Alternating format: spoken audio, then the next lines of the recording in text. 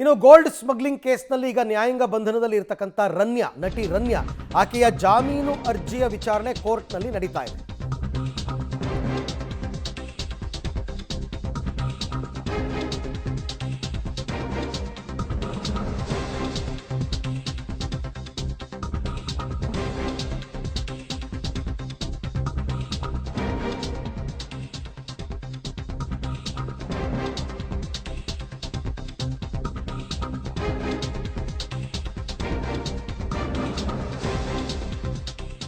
ನಟಿ ರನ್ಯಾ ಜಾಮೀನು ಅರ್ಜಿಯ ವಿಚಾರಣೆ ಆರಂಭವಾಗಿದೆ.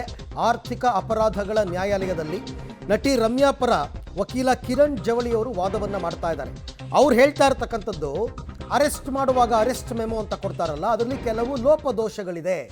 ಸುಪ್ರೀಂ ಕೋರ್ಟ್ನ ಮಾರ್ಗಸೂಚಿಗಳನ್ನು DRI ಅಧಿಕಾರಿಗಳು ಪಾಲಿಸಿಲ್ಲ ಅಂತ DRI ಅಧಿಕಾರಿಗಳು ನೀಡಿರುವ ವರದಿಯ ಮೇಲೆ ವಾದವನ್ನು ಮಾಡ್ತಾ ಇದ್ದಾರೆ ಕಿರಣ್ ಜವಳಿ ಅವರು. ಬಂಧನ ಮಾರ್ಗಸೂಚಿಗಳ ಪಾಲನೆಯಾಗಿಲ್ಲ, ಸುಪ್ರೀಂ ಕೋರ್ಟ್ ಸೂಚಿಸಿರುವ ಕ್ರಮ ಪಾಲಿಸಿಲ್ಲ. ಕೋರ್ಟ್ನಲ್ಲಿ ನಡೀತಾ ಇರತಕ್ಕಂಥ ವಾದ, ಮಹಜರು ಮಾಡುವ ವೇಳೆ DRI ಯಾವುದೇ ನಿಯಮವನ್ನು ಅನುಸರಿಸಿಲ್ಲ, ಸಾಕ್ಷಿಗಳ ವಿಚಾರದಲ್ಲಿ ಸಾಕಷ್ಟು ಲೋಪಗಳಾಗಿದೆ ಅಂತ ಒಂದಷ್ಟು ವಿಚಾರ ಹೇಳ್ತಾ ಇದ್ದಾರೆ. ರಮ್ಯಾ ಬ್ಯಾಗ್ನಲ್ಲಿ ಯಾವುದೇ ವಸ್ತುಗಳು ಇರಲಿಲ್ಲ. ಗೋಲ್ಡ್ ಸ್ಮಗ್ಲಿಂಗ್ ಆರೋಪಿ ನಟಿ ರನ್ಯಾ ರಾವ್ ಜಾಮೀನು ಅರ್ಜಿಯ ವಿಚಾರಣೆಯ ಸಂದರ್ಭದಲ್ಲಿ ಅವರ ಪರ ವಕೀಲ ಕಿರಣ್ ಜವಳಿ ಅವರು ಕೋರ್ಟ್ನ ಗಮನಕ್ಕೆ ಹಲವಾರು ವಿಚಾರ ತರ್ತಾ ಇದ್ದಾರೆ. ಸರಿಯಪ್ಪ, ಬ್ಯಾಗಲ್ಲಿ ಚಿನ್ನ ಇರಲಿಲ್ಲ, ಮೈ ಗಂಟಿಸ್ಕೊಂಡ್ಬಂದಿದ್ರಲ್ಲ, ಅದಕ್ಕೇನು ಹೇಳ್ತಾರೆ? ಅದೆಲ್ಲವನ್ನ ರೆಡ್ ಹ್ಯಾಂಡ್ ಆಗ್ತಾನೆ ಹಿಡಿದಿರ್ತಕ್ಕಂಥದ್ದು. ಮೈಗೆ ಚಿನ್ನ ಎಲ್ಲ ಅಂಟಿಸ್ಕೊಂಡು ಅದ್ರ ಮೇಲೆ ಕ್ರೇಪ್ ಬ್ಯಾಂಡ್ ಸುತ್ಕೊಂಡು ಎಲ್ಲ ಸೀಲ್ ಮಾಡ್ಕೊಂಡು ಬಂದಿತ್ತು ತಾನೆ. ಹಾಗಾಗಿ ಅದಕ್ಕೇನು ಉತ್ತರ ಕೊಡ್ತಾರೆ ಗೊತ್ತಿಲ್ಲ. ಬಟ್ ಇವರ ಮೆಮೊ ಇದೆಯಲ್ಲ, ಯಾವುದು ಅರೆಸ್ಟ್ ಮೆಮೊ ಅಂತಂದ್ಬಿಟ್ಟು, ಅರೆಸ್ಟ್ ಮೆಮೊದಲ್ಲಿ ಕೆಲವೊಂದು ಲೋಪದೋಷಗಳಿದೆ. ಸುಪ್ರೀಂ ಕೋರ್ಟ್ ಏನೇನು ಡೈರೆಕ್ಷನ್ಸ್ ಕೊಟ್ಟಿದೆ ಅದನ್ನು ಪಾಲಿಸಿಲ್ಲ DRI ಅಧಿಕಾರಿಗಳು. ಹಾಗಾಗಿ ರನ್ಯಾ ಅವರ ಮೇಲೆ ಆರೋಪ ಮಾಡ್ತಾ ಇರ್ತಕ್ಕಂಥದ್ದು ಸರಿಯಲ್ಲ, ಆಕೆಗೆ ಜಾಮೀನನ್ನು ಕೊಡಿ ಅಂತ ಕಸ್ಟಮ್ಸ್ ಆ್ಯಕ್ಟ್ 102 ಅಡಿ ತಪಾಸಣೆ ನಡೆಸಲಾಗಿದೆ. ಪರಿಶೀಲನೆ ಬಳಿಕ ರನ್ಯಾ ರಾವ್ ವಿಚಾರಣೆಯನ್ನ ಮಾಡಲಾಗಿದೆ.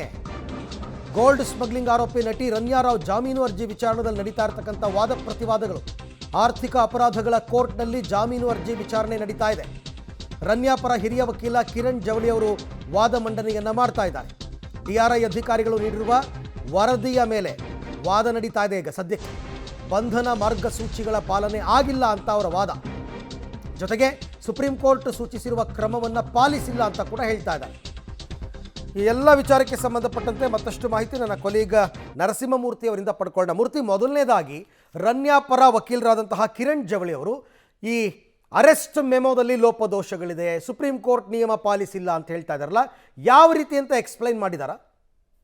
ಅರವಿಂದ್, ವಿಶೇಷ ಆರ್ಥಿಕ ಅಪರಾಧಗಳ ನ್ಯಾಯಾಲಯದಲ್ಲಿ ಇದೀಗ ರನ್ಯಾ ರಾವ್ಳ ಜಾಮೀನಿನ ಅರ್ಜಿಯ ವಿಚಾರಣೆ ನಡೀತಿದೆ. ಹಿರಿಯ ವಕೀಲ ಕಿರಣ್ ಜವಳಿ ಅವರು ರನ್ಯಾ ಪರ ಕೋರ್ಟ್ನಲ್ಲಿ ಇದೀಗ ತಮ್ಮ ವಾದ ಮಂಡನೆಯನ್ನು ಮಾಡ್ತಿದ್ದಾರೆ. ಪ್ರಮುಖವಾಗಿ DRI ಅಧಿಕಾರಿಗಳು ಆಕೆಯನ್ನು ಅರೆಸ್ಟ್ ಮಾಡುವ ಸಂದರ್ಭದಲ್ಲಿ ಈ ಒಂದಷ್ಟು ಪ್ರೊಸೀಜರ್ಗಳನ್ನು ಫಾಲೋ ಮಾಡಿಲ್ಲ ಅನ್ನೋ ಒಂದಷ್ಟು ಅಂಶಗಳನ್ನು ಕೋರ್ಟ್ನ ಗಮನಕ್ಕೆ ತರುವ ಕೆಲಸವನ್ನು ಮಾಡ್ತಿದ್ದಾರೆ. ಅಂದರೆ DRI ಅಧಿಕಾರಿಗಳು ಆ ಅರೆಸ್ಟ್ ಮೆಮೊವನ್ನು ನೀಡಿದ್ದಾರೆ. ಆ ಮೆಮೊದಲ್ಲಿನ ಅಂಶಗಳನ್ನು ಆಧಾರವಾಗಿಟ್ಕೊಂಡು ಇದೀಗ ವಾದ ಸಲ್ಲಿಕೆಯನ್ನು ಮಾಡುವ ಕೆಲಸವನ್ನು ಕಿರಣ್ ಜವಳಿ ಅವರು ಮಾಡ್ತಿದ್ದಾರೆ.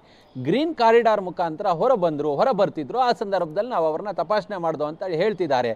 ಅಲ್ಲೇ ಇದ್ದಂತಹ ಇಬ್ಬರು ಸಾಕ್ಷಿಗಳಿಂದ ನಾವು ಸಹಿಯನ್ನು ಪಡೆದುಕೊಂಡಿದ್ದೀವಿ ಅಂತ ಹೇಳ್ತಿದ್ದಾರೆ. ಹಾಗಾದರೆ ಆ ಸಾಕ್ಷಿಗಳು ಯಾರು, ಯಾಕೆ ಅವರಲ್ಲಿದ್ದರು ಅನ್ನೋ ಮಟ್ಟಿಗೆ ಪ್ರಶ್ನೆಯನ್ನು ಮಾಡ್ತಿದ್ದಾರೆ. ಮತ್ತು ಅವರ ಬ್ಯಾಗನ್ನು ತಪಾಸಣೆಗೆ ಒಳಪಡಿಸಿದಂತಹ ಸಂದರ್ಭದಲ್ಲಿ ಯಾವುದೂ ಇರಲಿಲ್ಲ. DRI ಅಧಿಕಾರಿಗಳ ಪ್ರಕಾರ ಕಸ್ಟಮ್ಸ್ ಆ್ಯಕ್ಟ್ 1962 ಅಡಿ ಕಲಂ 102 ಅಡಿ ಅವ್ರನ್ನ ತಪಾಸಣೆಗೆ ಒಳಪಡಿಸ್ತೋ ಅಂತ ಹೇಳ್ತಿದ್ದಾರೆ. ಅದು ಬರುತ್ತಾ ಅನ್ನೋ ಮಟ್ಟಿಗೆ ಇದೀಗ ಒಂದಷ್ಟು ಆಕ್ಷೇಪಗಳನ್ನು ಎತ್ತುವ ಕೆಲಸವನ್ನು ಮಾಡ್ತಿದ್ದಾರೆ. ಅಂದರೆ ಪ್ರಮುಖವಾಗಿ ಅರೆಸ್ಟ್ ಪ್ರೊಸೀಜರ್ ಏನಿದೆ ಇದನ್ನು ಇವರು ಫಾಲೋ ಮಾಡಿಲ್ಲ ಅನ್ನೋ ಒಂದು ಅಂಶವನ್ನು ಆಧಾರವಾಗಿಟ್ಕೊಂಡು ನ್ಯಾಯಾಧೀಶರ ಗಮನಕ್ಕೆ ತರುವ ಕೆಲಸವನ್ನು ಇದೀಗ ಕಿರಣ್ ಜವಳಿ ಅವರು ಮಾಡ್ತಿದ್ದಾರೆ. ಬಹುತೇಕ ಇನ್ನೊಂದಷ್ಟು ಸಮಯವನ್ನು ಕೂಡ ತೆಗೆದುಕೊಳ್ಬಹುದು. ಅಂದರೆ ಅರೆಸ್ಟ್ ಪ್ರೊಸೀಜರ್ನಲ್ಲಿ DRI ಅಧಿಕಾರಿಗಳು ಒಂದಷ್ಟು ಅಂಶಗಳನ್ನು ಉಲ್ಲೇಖ ಮಾಡಿದರು. ಆಕೆ ದುಬೈನಲ್ಲಿ ಚಿನ್ನವನ್ನು ಖರೀದಿ ಮಾಡ್ತಾಳೆ, ಅದಾದ ಬಳಿಕ ಜಿನೀವಾಗೆ ಹೋಗ್ತೀನಿ ಅಂತೇಳಿ ದುಬೈ ಏರ್ಪೋರ್ಟ್ನಲ್ಲಿ ಅಲ್ಲಿನ ಅಧಿಕಾರಿಗಳ ಬಳಿ ಹೇಳಿದಾಳೆ. ಆದರೂ ಕೂಡ ಆಕೆ ಭಾರತಕ್ಕೆ ಬಂದಿದ್ದಾಳೆ. ಸುಮಾರು 12 kg ಗೋಲ್ಡನ್ನು ಆಕೆ ಬೆಂಗಳೂರಿಗೆ ಅಕ್ರಮವಾಗಿ ತಂದಿದ್ಲು. ಆಕೆಯ ತೊಡೆ ಮತ್ತು ಸೊಂಟದ ಭಾಗಕ್ಕೆ ಕ್ರೇಪ್ ಟೇಪ್ನಿಂದ ಆ ಒಂದು ಗೋಲ್ಡನ್ನು ಸುತ್ತಕೊಂಡಿದ್ಲು. ಇದೆಲ್ಲವೂ ಕೂಡ ಮೆಟಲ್ ಡಿಟೆಕ್ಟರ್ನಲ್ಲಿ ಆಕೆನ ತಪಾಸಣೆಗೆ ಒಳಪಡಿಸಿದಂತಹ ಸಂದರ್ಭದಲ್ಲಿ ಗೊತ್ತಾಯಿತು ಅನ್ನೋ ಮಟ್ಟಿಗೆ ಅರೆಸ್ಟ್ ಮೆಮೊವನ್ನು ನೀಡಿದ್ರು. ಅದರ ಆಧಾರದ ಮೇಲೆ ಇದೀಗ ಕಿರಣ್ ಜವಳಿ ಅವರು ತಮ್ಮ ವಾದವನ್ನು ನ್ಯಾಯಾಲಯ ನ್ಯಾಯಾಲಯದಲ್ಲಿ ಮುಂದುವರಿಸುತ್ತಿದ್ದಾರೆ. ರೈಟ್, ಥ್ಯಾಂಕ್ ಯು ಮೂರ್ತಿ, ತಮ್ಮ ಎಲ್ಲ ಮಾಹಿತಿಗಾಗಿ ಧನ್ಯವಾದ.